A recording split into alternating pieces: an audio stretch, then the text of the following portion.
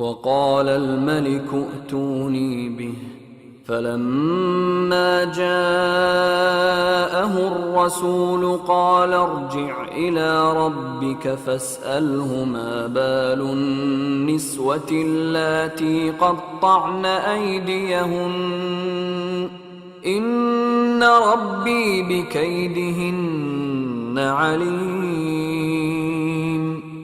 قال ما خطبكن إذ راوتن يوسف عن نفسه قلن حاش لله ما علمنا عليه من سوء.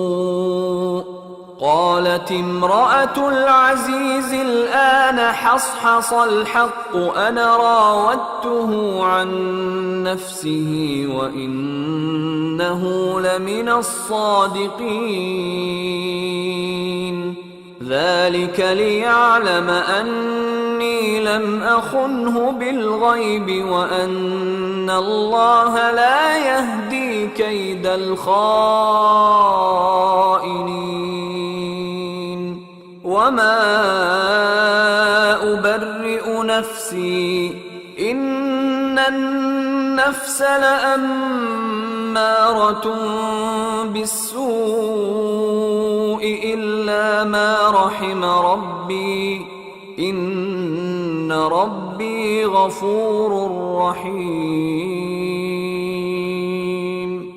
وقال الملك ائتوني به أستخلصه لنفسي فلما كلمه قال إنك اليوم لدينا مكين أمين.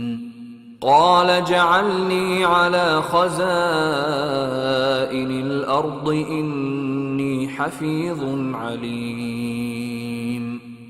وكذلك مكنا ليوسف في الأرض يتبوأ منها حيث يشاء نصيب برحمتنا من نشاء ولا نضيع أجر المحسنين. ولأجر الآخرة خير للذين آمنوا وكانوا يتقون.